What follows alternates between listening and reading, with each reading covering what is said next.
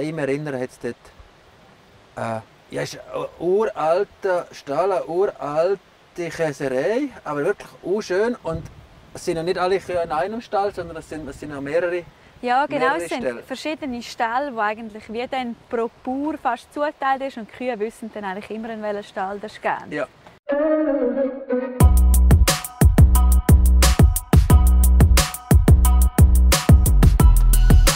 Wann hast du die Tierärztin gelernt?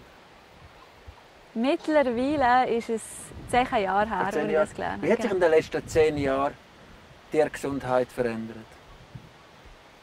Ja, ich glaube, es ist weniger die Tiergesundheit, die sich verändert hat, sondern wie die Tierhaltungsform. Ich glaube, die hat sich geändert. Dass mehr halt Mutterkuhbetriebe gegeben hat.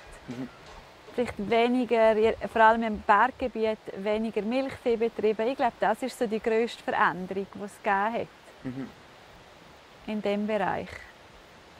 Und Gesundheit, wie sie ankommen, wie sie angeliefert wird, die Wertschätzung der Bauern, die es bringen. Und das ist da in der Surselva, das sind ja vor allem Kleinschlachthöfe.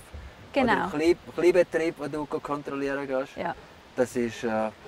Ja, ich glaube, das ist vor allem halt auch das Schöne, dass der Bauer mit dem Tier noch selber kommt. Ja. Und dann ist, glaube ich, wie auch ein bisschen der Bezug anders, als wenn ich es einem Lastwagen eine Grossschlacht schicke. Da sehe ich eigentlich immer noch den Bauer direkt selber und kann mit ihm noch darüber reden, wenn jetzt die Kuh irgendwie etwas gehabt hat. Das ist eigentlich schon noch schön. Das Fleisch, was isst du für Fleisch? Nur noch das vom eigenen Betrieb. Wir haben eigentlich immer genug, dass wir schauen, dass wir für uns selber vom Hof dann etwas nehmen. Ja.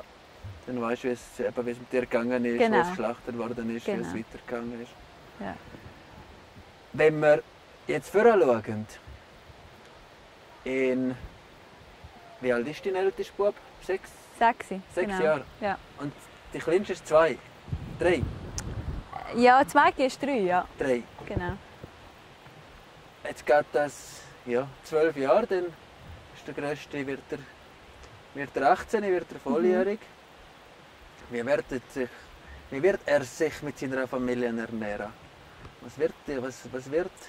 Ich hoffe eigentlich, dass er immer noch vom Bauern leben kann. Wenn er Interesse daran hat, am Bauern, hoffe ich eigentlich, dass das immer noch Bestand hat. Und das denke ich, das wird es auch. In einer Form wird es das immer geben, die Bauern.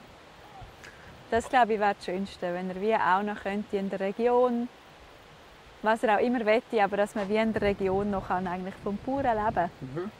Cool. Was muss passieren, dass das weiterhin möglich ist? Ich glaube, man muss einfach weiterhin das Bewusstsein haben für die Natur und wie man damit umgeht und dass man sich wirklich zum Teil auch noch bewusster ist, was man eben der Natur nimmt und was man zurückgibt, dass man die Kreisläufe halt wirklich auch respektiert, die da sind. Und dass halt nicht alles, was man im Unterland machen kann, dass man das im Berggebiet auch machen kann.